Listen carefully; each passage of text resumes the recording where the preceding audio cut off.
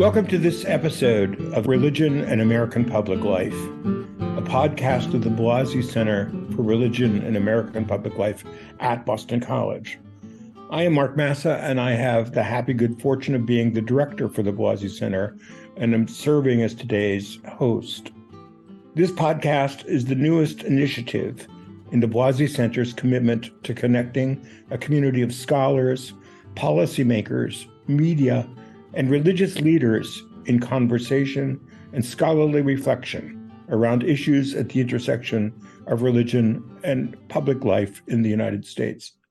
Beginning this past Ash Wednesday, the parish of St. Stephen's Episcopal Church in Columbus, Ohio, revealed a new art installation for the season of Lent, abstract paintings based on the 7 last words of Jesus. And today we have the opportunity to discuss this particular installation, as well as the connection between spirituality and art, with the installation's creator, Stuart Hobbs. Stuart is a native of Texas and attended The Ohio State University in Columbus, where he received his PhD in American history. He wrote his dissertation, which became a book which I read, and I thought it was a very good book, actually, called The End of the American Avant-Garde. And you might want to say a few things about that later on. He currently works at Ohio State. I guess he found a happy home at the Ohio State University, where he works right now on medical research and instruction. Welcome, Stuart. Thank you, Mark. Glad to be here. So, Stuart, I have a bunch of questions for you. You sent me a link to the art, which is quite extraordinary, I thought. I immediately thought it was important stuff. And I guess I would like to begin by just asking you, what inspired you? You're an academic, you're a trained academic, you have a high-level research degree. What inspired you to start painting in the first place? Well, it goes back a long time. My father actually painted landscapes. I know it's like every few years he'd bring out his easel and paint 2 or 3 paintings, and then it would go away again. But and then at one point he taught my brother and I how to do that. So that was my first experience with painting when I was very young. And then I guess as I moved into adulthood, was an avid museum goer, and my parents had lots of art books, so I was always looking at those as well. And then I was doing my research on the American avant-garde, which included composers and painters and writers, but also painters, and looking at their paintings, people like Jackson Pollock and Mark Rothko, and reading about them. It just made me want to paint myself. So I took some classes and started doing, especially that time period, painted paper collages in a very kind of avant-garde found object way. I would get newspaper and paint that in colors, and then tear the newspaper and glue it down and make different patterns and things like that. How old were you when you began that? When you began painting yourself? Well, at that time, I was probably, in my late 20s, 30s, something like that. And then so I was carrying on off and on over the years doing that. And then just a few years ago, I read a book by Mary Gabriel called 9th Street Women. And it's a collective biography of a half a dozen women who are abstract expressionist painters, like Lee Krasner and Elaine de Kooning, whose husbands they kind of sacrificed some of their careers to promote their husbands' work. Then Grace Hartigan and Helen Frankenthaler and Joan Mitchell. And so, reading about these people, kind of the same thing has happened earlier. It made me want to start painting. So I began to paint again, I've had some classes over the years, and just began to paint in earnest, as it were. We're glad you did, because your work is actually quite interesting and intriguing. Now, you know much more about this than I do, but I know that some of those abstract painters, like Mark Rothko, did work that he conceived to be directly linking art with spirituality. And of course, there's the famous Rothko Chapel in Texas that he painted. Was Rothko an especial inspiration to you, or? Yeah, Rothko is one of my favorites. Don't paint like him. No one can really paint like Rothko, but his paintings are incredibly moving. I'm probably more in some ways stylistically influenced by the likes of Jackson Pollock, or especially Joan Mitchell, and the kind of all over abstractionism. But all those painters did see themselves as, they saw the secular materialist world of the mid-20th century as being very stifling to the spirit, and all their work was trying to take us to look at things differently and to move in a different way and be in the world in a different way. And someone like Joan Mitchell, she always describes her work as being very much inspired by nature. more, and especially the emotional experience of being in nature. Whose work is your own art in conversation with? So it's clearly Joan Mitchell. Who else? I'm clearly obviously in the tradition of the abstract expressionists. So I know I recently finished a painting I called Blue Sun, and it has this kind of blue spherical or oval kind of shape in it, which does seem to be channeling some sort of inner Adolf Gottlieb, who is another one of the abstract expressionists. I think especially Joan Mitchell's boldness of line and her courageous color combinations that aren't always what the color wheel might suggest you would do. Those have been very influential. I have my own characteristic marks, as it were, so it's not really painted the same way. I use a lot more palette knife, for example, than Joan Mitchell does, and she's much bigger and grander than my paintings. But I think she's kind of the chief influence probably in my work right now. Although again, that all over style too of Pollock is certainly in there, not with lines and things, not the same way, but covering the canvas and juxtaposing a variety of different colors. One of the things that most struck me, you sent me a actual physical painting, and it's quite bold and interesting color combinations, and the juxtaposition of colors is striking and actually caused me to look a long time at it, trying to figure out what's going on. So was that something you got from Mitchell or from Frankenthaler or who? Maybe all of them. There's an abstract artist named Makoto Fujimura, and he's described his work as slow art. And that's meaning the idea that you need to just be with it and look at it.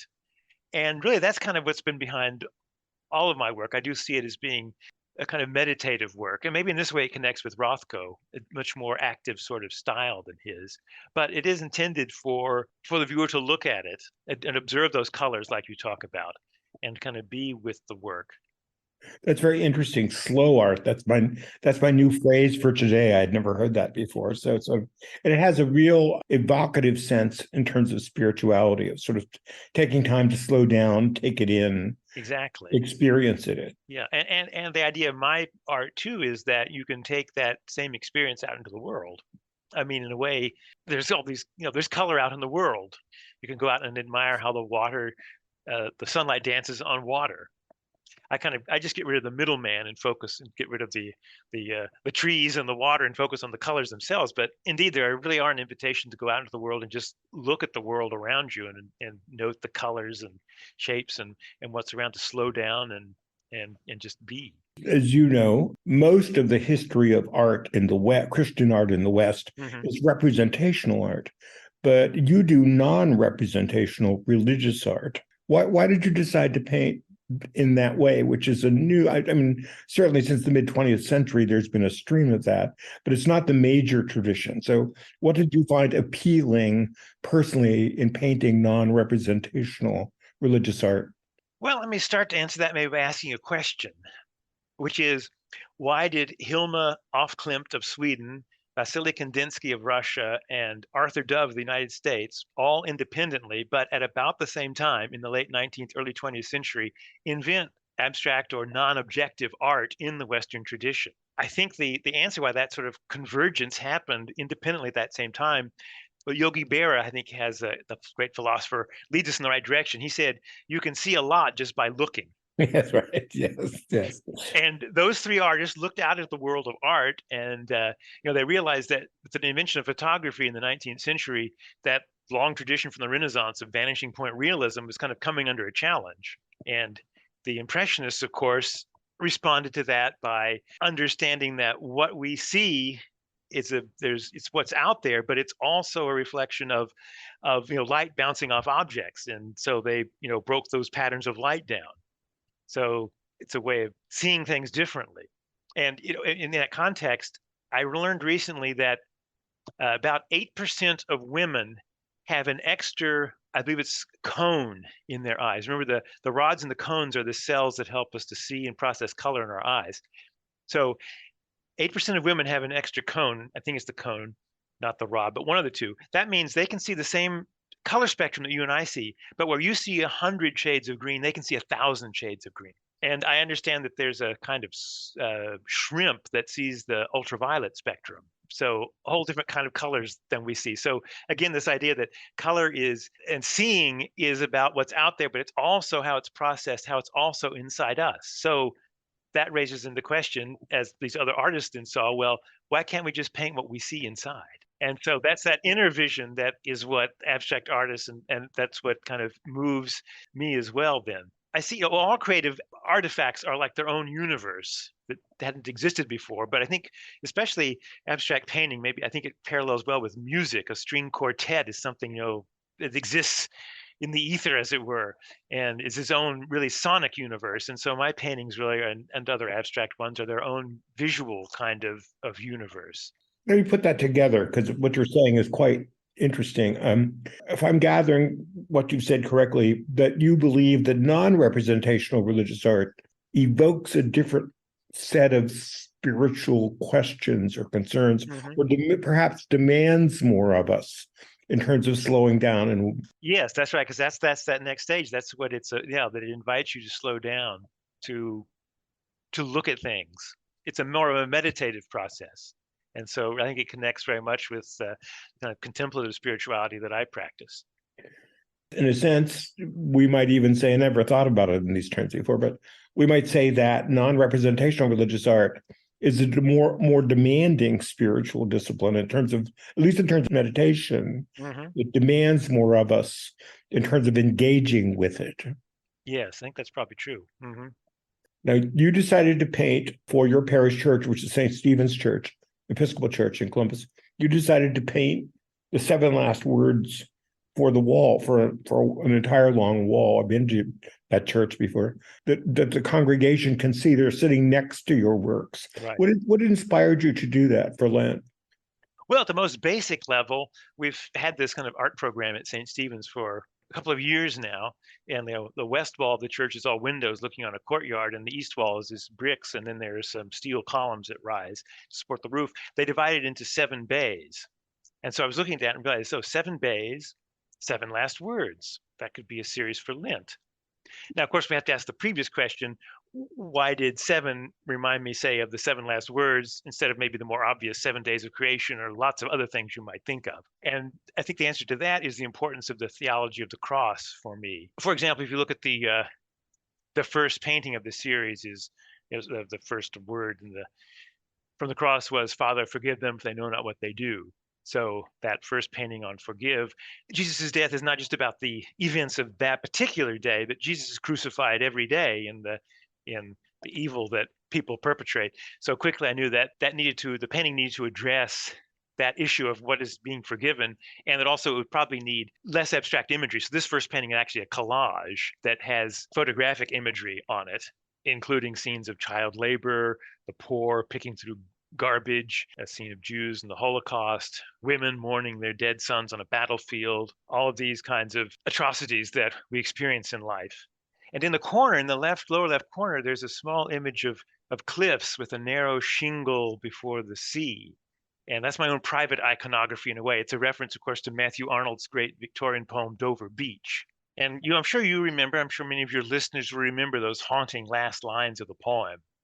"For the world which seems to lie before us like a land of dreams, so various, so beautiful, so new, hath really neither joy, nor love, nor light, nor certitude, nor peace, nor help for pain. And we are here as on a darkling plain, swept with confused alarms of struggle and flight." I first encountered that poem when I was a young man, and I recognized how apt it was a description of the human condition. And as I was trained as an historian, of course, it became only more deeply obvious how true those words were, as you probably know as well. And your listeners, they read the newspaper. I say newspaper metaphorically because there's good information in different ways, but they know what's going on in the world and what a dark place it can be. Now, I'll admit that it's not just that. As Virginia Woolf said, nothing is ever only one thing. I don't live on Dover Beach, but I do vacation there. So the question is, where's our hope to come from? And of course, the Christian message is that God is love, that at the heart of everything, at the transcendent edge of everything, there is love. And we can see that in Jesus' death on the cross. And my theology of the atonement comes from Julian of Norwich, who talked about how Jesus and God on the cross took on the suffering of all humanity and have felt the sufferings that people feel that you and I have gone through joined us in solidarity, as it were, in that suffering. I found that first painting to be very powerful. I guess I wanted to ask you, in the series that you did, was doing the first painting the major hump, and after that it got easier, or was painting each one a sort of different experience in terms of, you have this overall theme, of course, of suffering and God's redemptive love for us, and the importance of Jesus on the cross for everyone. But did you start anew at every one of the canvases, or did you sort of know going into it, this is going to be there's a certain progression just from the trope of the seven last words, but how did you envision these things looking? Yeah, actually, I should say my usual practice is I start with some ideas of color combination, which is not what I did here because I had these words. So these I really started out, I did a lot of sketching, for example, and thinking about how to provide some unity in the series as well as differences between canvases. So there's certain things that are like there's a band of very dark color at the bottom of all the canvases. Sometimes it's higher, sometimes it's lower. There's a sort of a cross motif that was adapted from Barnett Newman's Stations of the Cross that's on several of the canvases. But then I thought very deeply about how to depict the theme of each of the words in a way that would be unique to that word, and also make a painting that related but was different from the others. And I did paint Forgive first, but I painted the others in different orders, in part because some of the imagery came more readily to me than others, and so I painted those. And there was one painting that I went over like I think 3 times to finally get what I wanted. So painted it once, did something else, came back again. So it was sort of an ongoing process of thinking about how to present all of this. Now, you've spoken about painting as a spiritual practice. How do you find it to be so? Are you referring to the zone you have to be in to do it, or to view it, or how is painting itself a spiritual practice? I guess I would respond to that in a couple of ways. One is the idea just of creation in general. Of course, we're all familiar with the first couple of chapters of Genesis where God creates the world, and then it says God created humans, male and female. God created them, and the writer Dorothy L. Sayers in her book The Mind of the Maker observed, okay, so human beings are created in the image of God. Well, what is that image? Well, in these first couple of chapters of Genesis, the only image we've seen is God as a creator, and so she, I think, correctly says then that obviously creativity is an important part of the image of God that we bear. Obviously, we can say that there's more to that image by looking at other texts and the scriptures, but that's still, I think, a good starting point. And so I would say that creativity is an important part of being human, whether it's painting or poetry or doing theology. There's a whole variety of ways that one can be creative, although I think a lot of us are disconnected from that. And so I think it's very important spiritually to be connected to that creative side. And as my work is more administrative, I think it's been very important for me to develop that creative side. And then there's the other idea too of beauty. And God, of course, is ultimately mystery, but I think beauty is a way to describe God. We can say that God is love and God is beauty. And that's certainly the way that I encounter the divine. And I should say that I'm using beauty broadly. Beauty can be dark. King Lear is beautiful, but it's also very dark. So beauty doesn't just have to be a flower on a vase painted by Bonnard. And the Spanish theologian Miguel de Unamuno, he wrote, "Beauty is a revelation of the eternal, of the divinity of things. Beauty," he said, "is the goal of hope." So I think that brings us back to the theology of the cross and the hope that comes there as well. And so I think that experience of beauty is an experience of the spiritual. So how have you found, I'm just curious as to what the parishioners of St. Stephen's, how they've responded to this. Now, I guess the larger question I want to ask is, do you think non-representational religious art is more or less accessible than representational religious art? And do you have any practical examples of that from the parishioners of St. Stephen's who sit next to your painting Sunday after Sunday? Well, certainly I have been gratified by a positive response that people have found them very moving. And it's interesting, different paintings speak to different people in different ways. they're displayed with the text of the Gospels, that the words and little meditation that you actually, which you can read online as well. But so it is designed almost to be experienced kind of like stations of the cross in a way that you can go through them. And as I said, people have found that to be a very meaningful experience. I don't know if the people at St. Stephen's Parish, located on the campus of a major university, is necessarily typical of people. Uh, so I don't know how accessible abstract art might be to other people. To me, it seems like a very good way of explaining and dealing with this particular theme. I mean, just from a practical sort of dramatic point, Jesus on the cross is somewhat immobile, so he's not really capable in a painting of the dramatic gesture, as it were. Would be perhaps rather a static series. In fact, I've not found there's any series inspired by the 7 last words by any major artist, which I think is sort of interesting. And lots of crucifixion scenes, but nothing but again, maybe it's harder to illustrate that whole scene. But I think the abstract approach, kind of really addressing the kind of the emotional, spiritual evocation of the words and the scene, I think was a way of actually depicting that. And so I think if anyone could take the time and approach it as we said, as slow art, to look at it and meditate on it, I think it can be moving and speak to them. That is certainly the intent. So you would say that it is maybe, if not more accessible in a different way. It's a more demanding way of interacting with religious art. Would you agree with that? I think so, for sure. Yeah. Mm-hmm. Just because we're not as used to it. I mean, it's interesting that it was over 100 years ago that non-objective abstract painting was invented in the Western world, the modern Western world. But it's still, most painters don't do abstraction. Or at least, I mean, again, I make the distinction between abstract and non-objective. The non-objective really has, is painting that is truly a universe created by the artist. I mean, so much painting then today is actually in the continuum from, photorealism to abstraction has a lot more abstract in it than photorealist. But I'm much more obviously on the totally abstract to totally non-objective end of things. So it's not what people necessarily always think of or think they enjoy in art or what they expect in art. And I think also talking with people, sometimes they're intimidated by it. I think there's some sort of a secret code.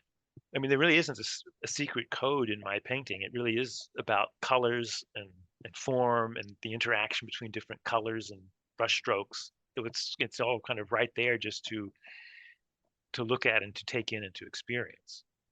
How is your own religious background, and including your religious reading, impacted the art that you create? Well, most of my stuff, isn't explicitly religious, but it does reflect, as I think, my understanding, as I've talked about beauty and creativity, contemplative practice. I think all of that is in there. So you talk about contemplative practice in painting. Do you have to be in a certain specific kind of mindset or mood to do these things? I mean, you mentioned earlier that you started a painting and you look at it and you think, no, that's not quite it. I'll come back to it. Mm-hmm. I mean, so is it because does the color combination not working, or is the whole gestalt of the painting not expressing what it is you want to sort of do on a canvas? Or yeah, it can be like, for example, the painting on I Thirst. That was the hardest one to do. I had this idea of kind of doing a Helen Frankenthaler sort of style of soaking the canvas with some red paint and like the red wine and also some glue for water. And I did it sort of in a big circular pattern. And then as I started to paint around, I thought, this looks like an RAF emblem. And eventually that's all I could see. So I had to paint over it. I used that canvas for something else altogether. Eventually that whole staining technique just didn't work. It was too globular. It wasn't working at all. Then the final canvas has this kind of image of a river. And that's sort of the water. It's the river that flows by the throne of God, and shall we gather by the river. That worked out to be satisfactory. But I typically, but all these paintings and other paintings too, I start out with some color ideas usually and put various layers of color, and usually bigger patches and smaller. And I look at a painting, it's not quite there yet, and I'll add a little bit more color. Typically, I know I finished it when I stand back, I look at it, and I begin to smile, to laugh, to feel great joy. And I think, yes, then that it's complete. So, as you know, Stuart, since you're a historian of American history, one of my cultural icons was the great 18th century preacher Jonathan Edwards. And for Edwards, beauty was a central theological component of the holy. For Edwards, what is most unique about God is God's beauty. And he was the first, and still to some extent is the most interesting theologian of theology as an enterprise focused on beauty in the world, beauty in human beings, beauty in art, although he himself, of course, being a good Puritan, was not that interested in art. So if you could talk a little bit maybe about how you see beauty as something that our world is lacking right now, especially the fractious nature of our culture and our politics, and what beauty might contribute. The beauty that your paintings sort of embody and invoke from us, how might that address where we are as a culture right now? Well, I think concerns like of climate change or gaps between the rich and the poor, there's obviously a lot of problems in our world. We're still on Dover Beach, as it were. I think it's easy to open up a history book or the newspaper and make a good case that the world would be a better place if the trees were in charge. And we weren't here at all. But then you look out there and you see that, just to pick some random examples, the beautiful paintings that Mark Rothko made, or the beautiful poetry created by W.S. Merwin, or the music of the Dave Brubeck Quartet. And you see the great beauty that human beings are capable of doing these things. So that gives you hope in humanity. There's something in us that maybe, is better than the worst of ourselves that we always encounter. And people are, of course, capable occasionally of acts of great love, which is very inspiring. And so I think that's why we need beauty in our lives, to understand that we as human beings are capable of beauty. This comes from us. There's something, therefore, that's beautiful in us. And that's that reflection of the ultimate beauty that's at the heart of the universe, that is God. I think we need beauty to understand that. And that's a reason why then it's worth trying to save the human community and the human family, and hopefully find a way to live better in our world and within and on our world. I saw your paintings and immediately contacted you and said, Stuart, I want to interview you about these things.